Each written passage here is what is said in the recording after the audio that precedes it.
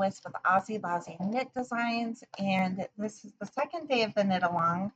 And I have basically one more tutorial that I kind of wanted to do with you guys, and then from here on out, we'll be kind of knitting the same stitch pattern for the entirety of the shawl until we come to the end.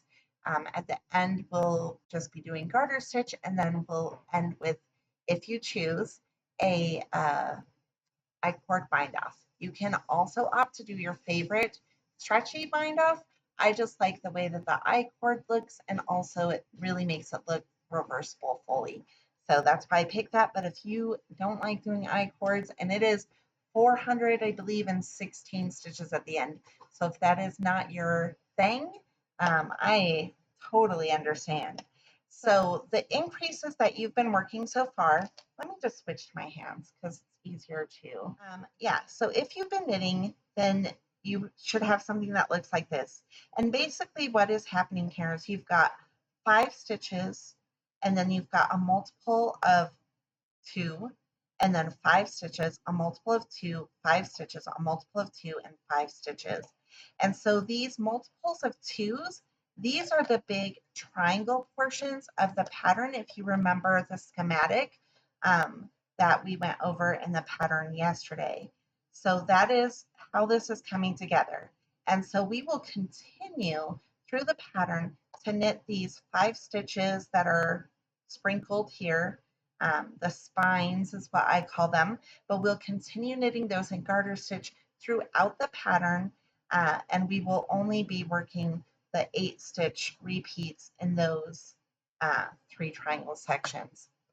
Okay, so this is also where you could have your 3.5 millimeter knitting needle. Now, I knit mine just without that, just with my 4s the whole time. So if you don't have a 3.5, you are fine. You can do it. And I'm going to demonstrate how I kept track of all of these wraps, which is what was giving my test knitters problems. So if you are struggling with your knit, the wraps, and keeping them all straight, you might really want to get that 3.5 millimeter knitting needle and try it out for yourself to see if it helps. All right, so here we go. I'm going to just bring these over, and we're on a right side row. I've got my stitch marker, and we're on row 1 of, what did I call this? Shawl rows. Very descriptive there. Yeah, these are the shawl rows. I didn't want to call it by a stitch pattern name since we're not only knitting that main stitch pattern. So I did call it shawl rolls. So we just knit our 5. You don't even have to look at the pattern for that. I've got my pattern on my phone right here. That's what you kind of saw me pull over. But I'm going to knit those 5 stitches like normal. And we're really in a groove here where on the right side rows, we are yarning over, right? So we should be used to this. So we yarn over and we knit 1. And this is where we begin the new stitch pattern. We are going to knit wrapping 4 times. So we insert our needle as if to knit, and then we wrap 1. Oh, I can wrap, oh my goodness, 2, 3, and 4. Now, the way that I was able to keep track of my wraps and move them easily between my needles is I did not pull it super tight. If you pull this super tight, you're going to need that smaller needle. If you loosen up, however, you should be fine using the 4s throughout. All right, so then you go ahead and pull it through, and you've just did 4 wraps into 1. And we want to do that again. We're going to do it 8 times. 2, 3, 4, and pull it through. 1, 2, oops, 2, 3, 4, pull it through. And so you really, if you don't want to count your stitches, because we're going to end up with a lot of stitches, you don't need to. You can do the 4 wraps from yarn over knit 1, 4 wraps all the way to your stitch marker where you have a 1, and you're going to knit that 1 because it just the mirror of the other side, knit it, yarn over. Okay, flip your marker and knit the 5. Right. Yarn over, knit 1, and then we do the wrapping again. So knit, wrap 1, 2, 3, and 4. And again, if you don't want to count your stitches out, you don't have to, because the pattern is designed to knit to 1 stitch before the stitch marker and mirror the beginning where we started. And you can see that these wraps, especially if you've done them tightly, are maybe already causing you a little grief. Imagine, if you will, but don't be discouraged that you have 400 stitches on your needles. It's okay. Like, I did it. It didn't even phase me because it's such a nice repetitive. Like, you really get in the groove. So I didn't personally struggle with that. And the one knitter that did, like I said, she came up with that fix of the 3.5. And I remember being a little frustrated when I was knitting before I learned to loosen up on my wraps. And so I was like, oh, good tip. Pass it on. All right, so I did my 5, slip the marker, yarn over, knit 1. And here we go. We're going to go ahead and insert and wrap 1, 2, 3, 4. We're also still increasing the width of our shawl.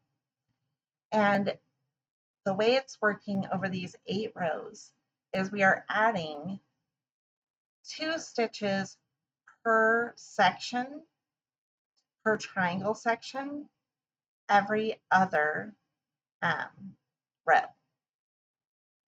So if you think about that being every other row, and so you divide 8 rows in half, right? That's 4. So we are adding 8 stitches every single time, which we'll need for the next repeat. And that is what's going to make it, oops, I forgot my yarn over. That's what's going to make it grow in the way that we need it to, so that the pattern offsets itself. And since it's doing 4 stitches on each side, it ends up being perfect. Okay, so that was row 1, and it takes a bit of time. The wrapping, so row 1 and row 2 of this stitch pattern are the longest rows that you'll knit. But then rows 3 through 8 are all knit. It's garter stitch. So you suffer at the beginning, I'm sorry, but it all is going to get so much easier, and you get a little break, and then you have to do it again. But here we go. So we're going to do row 2. So here's the thing. This is the point where you might want to switch your needles around. So if you have interchangeable needles like I do, you should take your left tip off and go ahead and change that with a 3.5 here for you. But see, the problem is right here, it can get a little tight and your wraps can get a little wonky. It's okay.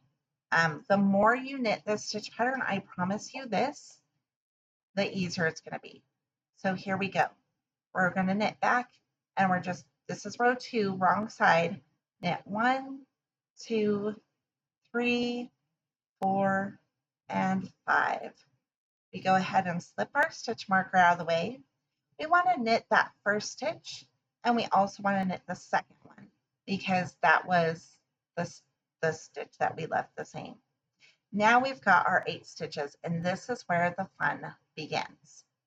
All right, so we are going to slip these 8 stitches onto our right hand needle, dropping all of the wraps.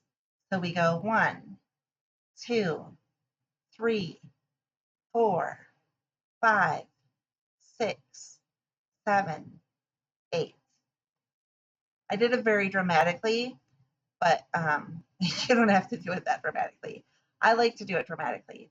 Then I kind of like to stretch this stitch out a bit so I can see them.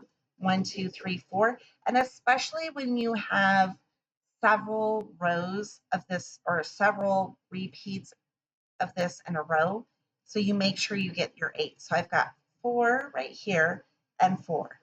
Now I'm going to take my left hand needle and I'm going to scoop it under these back 4.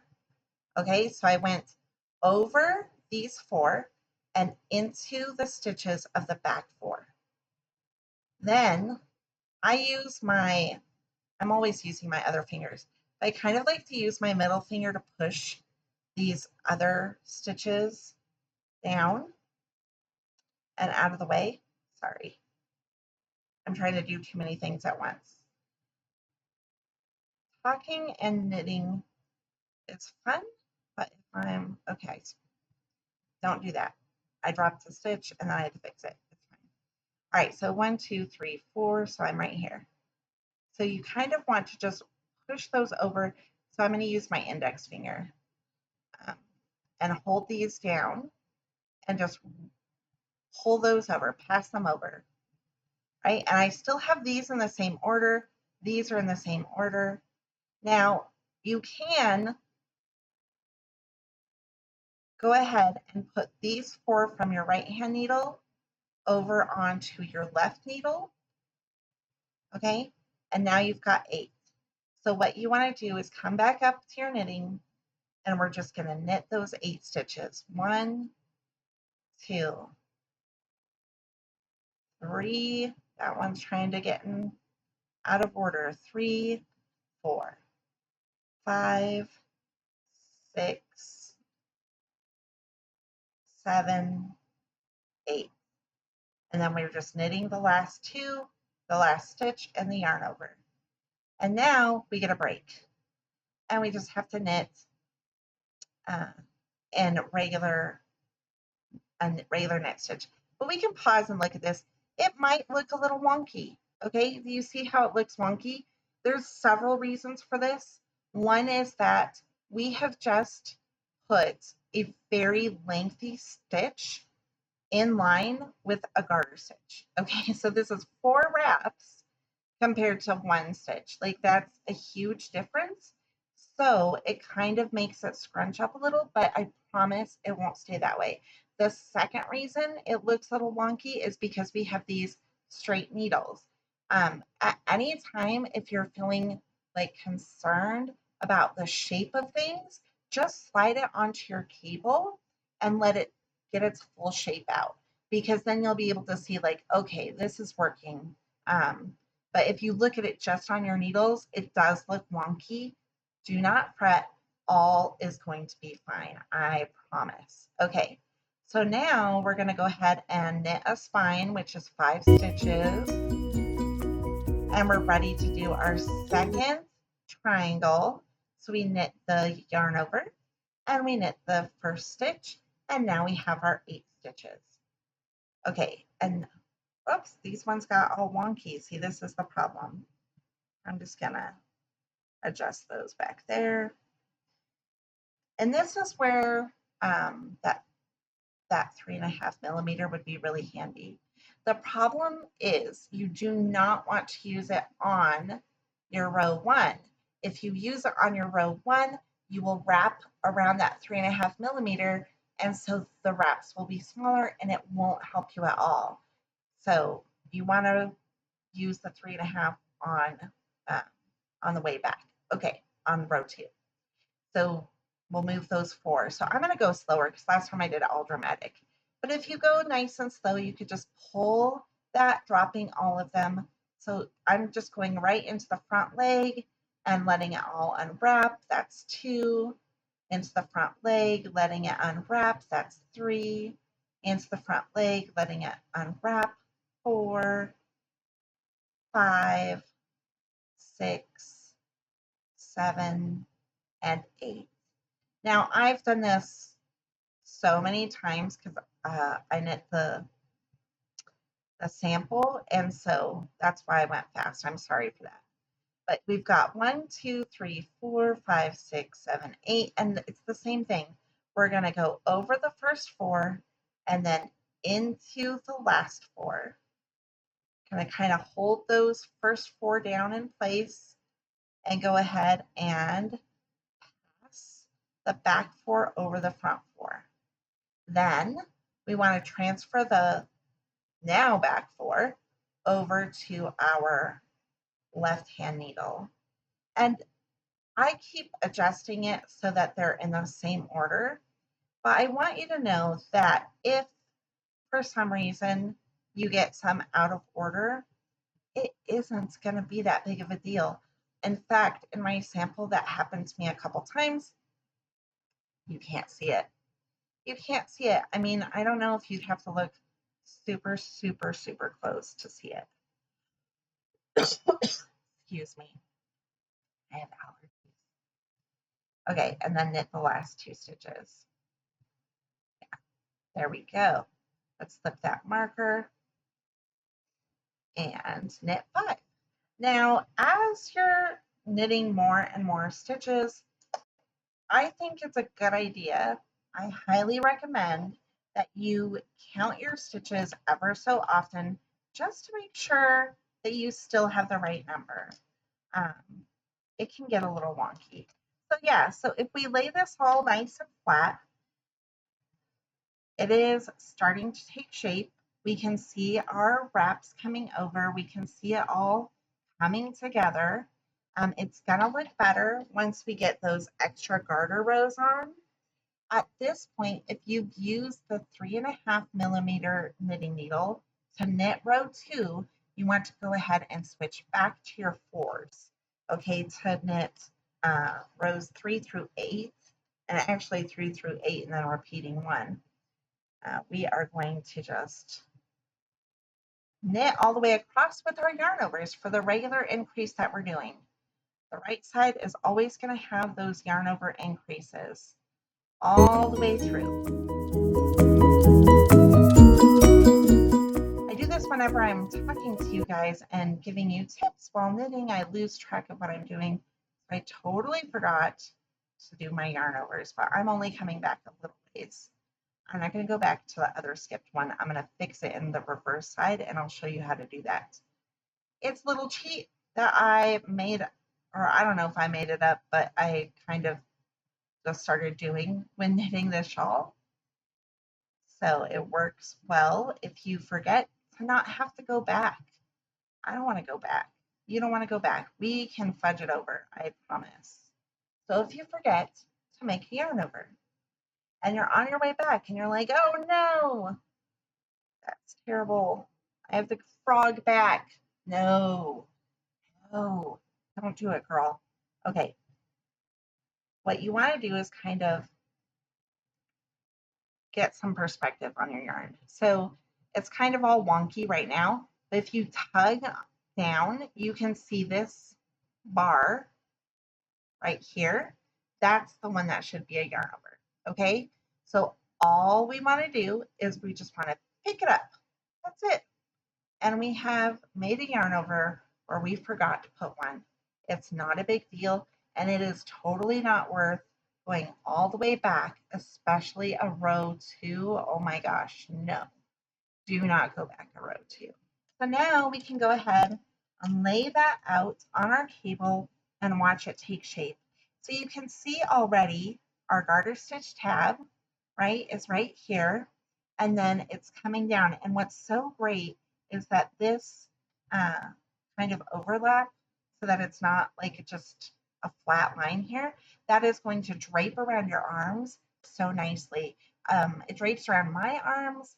I'm a bigger girl, but it also draped around my mom's arms, and she's tiny and cute.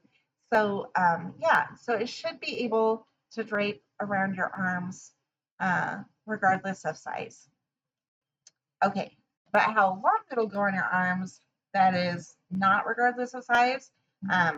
And so if you are wanting it bigger, you can knit more stitches. If you want it smaller, knit less. But that is the 8-stitch repeat.